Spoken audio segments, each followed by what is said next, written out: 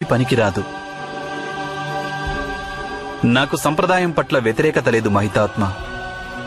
కాని సంప్రదాయం ద్వేషానికి కారణమవుతుంటే, సుఖానికి మారుగా దుఃఖాన్ని ఇస్తుంటే, ఇక ఆ సంప్రదాయాన్ని భూమిలో పాతిపెట్టి కొత్త సంప్రదాయానికి నాంది పలుకవలసి ఉంటుంది. ఏ సంప్రదాయం సరైనదవుతుంది, ఇది ఎవరు నిశ్చయిస్తారు?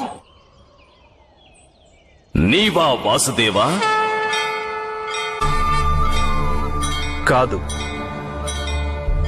కాలమే నిశ్చయిస్తుంది. ఇక కాలగమనాన్ని అందరూ ఆమోదించాలి మహితాత్మ. ఇది సమస్త ఆర్యావర్తానికి సంక్రమణ కాలం వంటిది.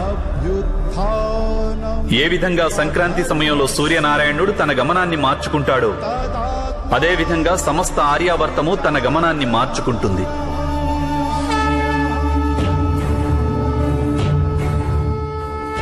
పురాతన సంప్రదాయాలు నశిస్తాయి, ప్రాచీన సామ్రాజ్యాలు ధ్వంసమవుతాయి.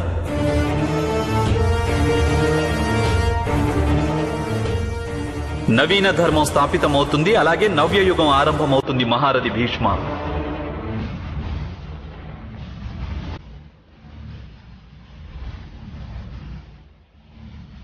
పరిభ్రమించే కాలచక్రంలో మీరు ఏ పక్షాన నిలుస్తారో అనే నిర్ణయం మీరే తీసుకోవాలి.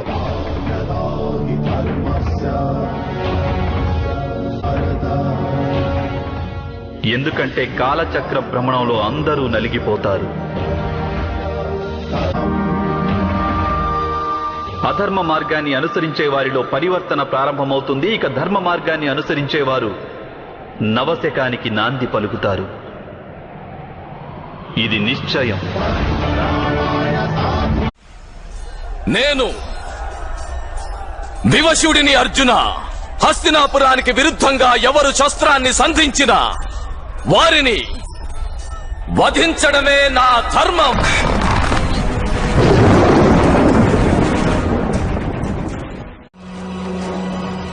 మీరు యథార్థమే సెలవిచ్చారు మహితాత్మ. ఈ యుద్ధంలో మీరు మీ సామర్థ్యాన్ని ప్రదర్శించడం లేదు, మీరు కేవలం మీ బలహీనతను ప్రదర్శిస్తున్నారు. ఒకవేళ వాస్తవంగా మీరు సమర్థులైతే ఇలా మీ మనుమలు మునిమనుమలు ప్రాణాలు హరించేందుకు మారుగా తమరి ప్రాణాలను త్యజించేవారు.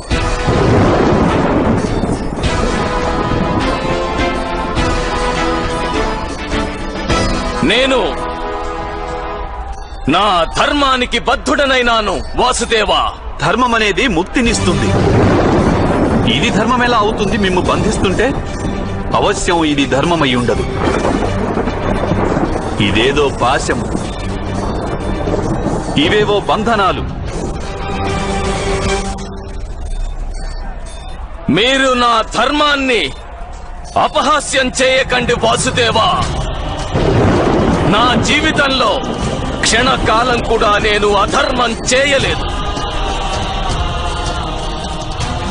మా పితృదేవులకు చేసిన వాగ్దానాన్ని నిలబెట్టుకునేందుకు అవసరమైనవన్నీ నేను చేస్తున్నాను. మీరు మీ వ్యక్తిగత ధర్మం కోసం సమస్త లోకానికి సంకటం కలిగిస్తున్నారు. దీనిని నేను ఉన్నత వ్యక్తిత్వం అని అంగీకరించను. ఉన్నత వ్యక్తిత్వం అనేది ప్రతి క్షణం ఇతరుల సంక్షేమం గురించి ఆలోచింపజేస్తుంది. మీ వ్యక్తిత్వము బూటకమే, అలాగే మీ ధర్మము బూటకమే. వాసుదేవా,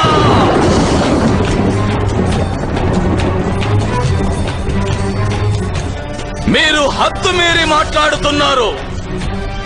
నేను మిమ్ము గౌరవిస్తున్నాను, కానీ ఇంకొకరి ధర్మాన్ని అపహాస్యం చేసేందుకు మీకు ఎటువంటి అధికారము లేదు. నా ధర్మము సత్యము.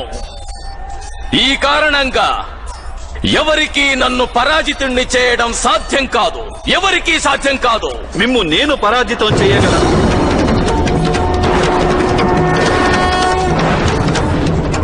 నేను ఈ క్షణాన్నే మిమ్ము పరాజితం చేయగలను మహితాత్మ భీష్మ. నా క్రోధాగ్నిని పెంచే సాహసం మీరు చెయ్యకండి. అగ్నిలో దగ్ధమై కరగని లోహమేదీ లేదు ఈ ప్రపంచంలో. అలాగే ఏ ప్రతిజ్ఞ ఏ శాపము, ఏ ఆశీస్సు లేదు. నేను బూటకంగా మార్చలేనిది. మీరు సృష్టి శ్రేయస్సుకు అలాగే విధి విధానాలకు మధ్య అడ్డుగోడగా నిలిచారు. ఇప్పుడు మీరు గనుక మీ శస్త్రాలను త్యజించకుంటే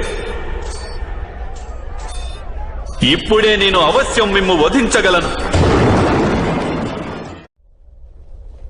నేను వేసిన అస్త్రాలు మిమ్ము సమీపించలేదెందుకు వాసుదేవా? నేను మీరనుకుంటున్న వాసుదేవుణ్ణి కాదు. నేను యదువంశీయుణ్ణి కాదు. నేను అసలు మానవుణ్ణి కాదు. నేనే పరబ్రహ్మను కురుశ్రేష్ఠ. నేనే సత్యాన్ని, జ్ఞానాన్ని, ధర్మాన్ని. నా అనుమతితోనే మీరు యుద్ధం చేస్తున్నారు. నా అనుమతితోనే మీరు జీవించి ఉన్నారు. నా అనుమతితోనే మీకు మృత్యువు ప్రాప్తిస్తుంది. మీరు నన్ను క్షమించండి వాసుదేవా. మీ వాస్తవ రూపాన్ని నేను గుర్తించలేకపోయాను. మీరు అవశ్యం నన్ను వధించవచ్చు. కాని మీరు నన్ను వధించడం కోసం తమ ప్రతిజ్ఞను త్యజించేందుకు కూడా సిద్ధమయ్యారు. అవశ్యం నేను ఏదో మహాదోషం చేసి ఉంటాను. నేను చేసిన దోషమేమిటి వాసుదేవా, చెప్పండి.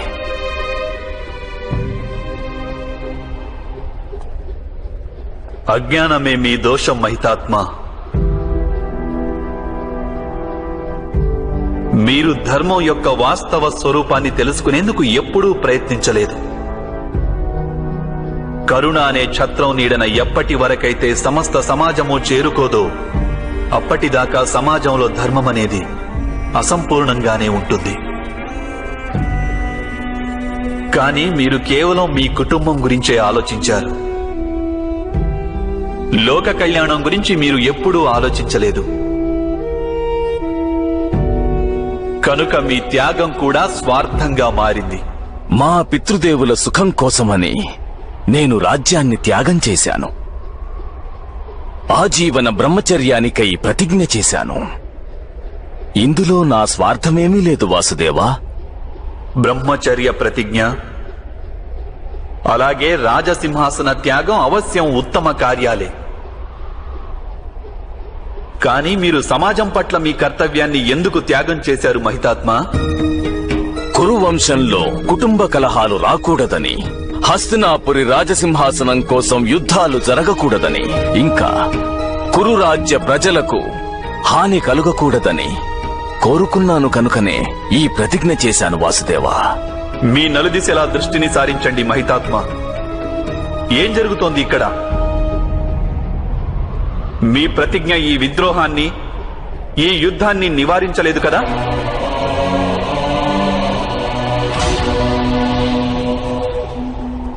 ఆలోచించండి మహితాత్మ.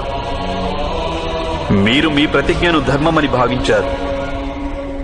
వాస్తవంగా అది ధర్మమే అయ్యుంటే ఈ మహాయుద్ధం ఎందుకు జరుగుతోంది? వాస్తవానికి ధర్మం అంటే ఒకరి మృత్యువు గురించి ఆలోచన కాదు. అది ఏ సంప్రదాయానికి పేరు కాదు. ధర్మం అంటే జీవితానికి పేరు. ఆ జీవితం నిరంతరం మారుతూనే ఉంటుంది. పరివర్తన అన్నది జీవన లక్షణం. ఆ పరివర్తన కోసం మనిషి కర్మను ఆచరించవలసి ఉంది. కానీ మీరు కర్మను త్యాగం చేశారా మహితాత్మ? కానీ నేను నా జీవితంలో ప్రతి ఒక్క దశలోనూ ఉచిత కర్మలనే ఆచరించాను వాసుదేవా. లేదు మహితాత్మ.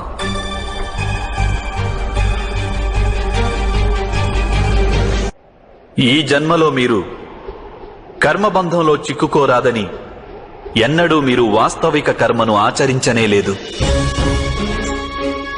కర్మకు అర్థము నిర్ణయం తీసుకోవడం, ఆ నిర్ణయాల పర్యవసానాన్ని స్వీకరించడం. కానీ మీరు ఎప్పుడు ఏ నిర్ణయం తీసుకున్నారు మహితాత్మ? పాండు మహారాజు పట్టాభిషేక నిర్ణయం మీరు తీసుకున్న నిర్ణయమా? జన్మతః నేత్రహీనుడైన వ్యక్తి రాజవడానికి యోగ్యుడు కాడు. అందుకే నా అభిప్రాయం ఏమిటంటే మా ద్వితీయ భ్రాత అయిన పాండుకు రాజ్యాభిషేకం జరగాలి అని. మహారాజు ధృతరాష్ట్రునికి గాంధారికి వివాహం చేయాలన్న నిర్ణయం అక్షయ తృతీయ నాటి శుభముహూర్తాన ధృతరాష్ట్ర కుమారుని వివాహం గాంధారానికి చెందిన కుమారి గాంధారితో నిశ్చయమైందని. మీరు ధృతరాష్ట్ర మహారాజును అధర్మం చేయకుండా నిరోధించే ప్రయత్నం ఎందుకు చేయలేదు మహితాత్మ? మీ కుమారుడు దుర్యోధనుడి పైన దాడి చేసిన ఈ మత్స్యకారులకు న్యాయం చెయ్యాలి కదా. మీరందరికీ శిరచ్ఛేదమే. ఇది అన్యాయం. ఆదేశాన్ని పాటించండి.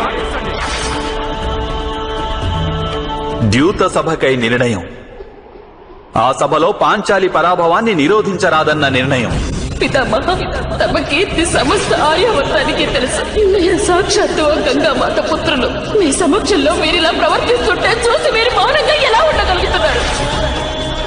ఈ యుద్ధానికై నిర్ణయం. ఆర్యావర్తంలో ధర్మాన్ని పునఃస్థాపించేందుకు యుద్ధం అనివార్యం.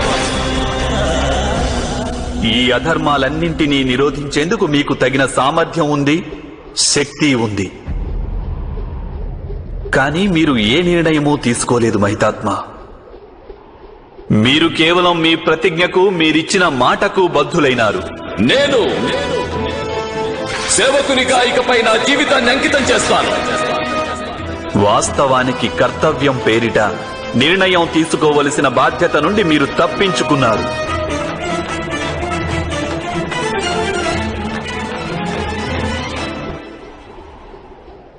అయితే నిర్ణయం తీసుకుంటే బంధనాలు ఏర్పడవా వాసుదేవా? బంధనాల నుండి విముక్తికి నిష్కామ కర్మ సిద్ధాంతాలను తెలుసుకుని ఉంటే మీ జీవితం ధర్మమయం అయి ఉండేది మహితాత్మ. బంధనాల విముక్తికై మీరు కర్మను ఎందుకు త్యాగం చేశారు? కర్మ ఫలితాన్ని త్యాగం చేయాలి కదా. ఇంకొకరి ఆదేశాన్ని కర్తవ్యంగా భావించేందుకు మారుగా మీ కర్మను కర్తవ్యంగా భావించి ఉంటే అప్పటికీ మీరు బంధ విముక్తులై ఉండేవారు. ఎన్నో సంవత్సరాలకు పూర్వం మీరు ప్రతిజ్ఞ చేశారు. అప్పుడే మీకు భవిష్యత్తు ఏమిటన్నది తెలుసా? పరిస్థితులు మారిపోయాయి మహితాత్మ. కాలంలో పరివర్తన వచ్చింది. కానీ మీరు మీ ప్రతిజ్ఞను విడనాడలేదు. అలాగే ఎటువంటి మార్పును మీరు ఆహ్వానించలేదు. దానికి పర్యవసానంగానే నేడు ఈ యుద్ధం జరుగుతోంది. అయితే ప్రతిజ్ఞకు ఏ మూల్యమూ లేదా?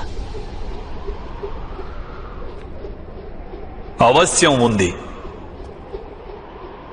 ఆ ప్రతిజ్ఞ వలన సమస్త లోకానికి ప్రయోజనం ఉంటే దానికి విలువ అవశ్యం ఉంటుంది. కానీ ఏ క్షణాన మనిషి చేసిన ప్రతిజ్ఞ, తీసుకున్న నిర్ణయం సమస్త లోకానికి హానికరమవుతాయో ఆ క్షణాన్నే ఆ ప్రతిజ్ఞను త్యజించడం అనివార్యమవుతుంది మహితాత్మ.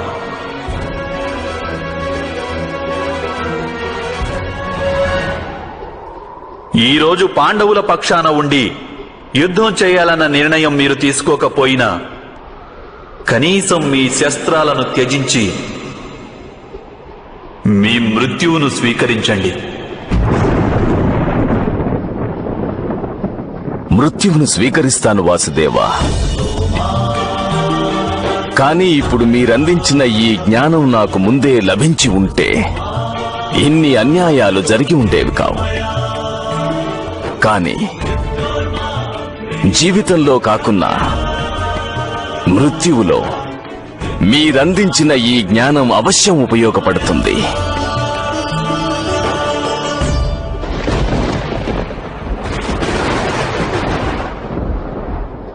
మీ చేతుల్లో మృత్యువు వస్తే నా జన్మ ధన్యమవుతుంది వాసుదేవా. నన్ను అంతమొందించండి. నేను సిద్ధంగా ఉన్నాను.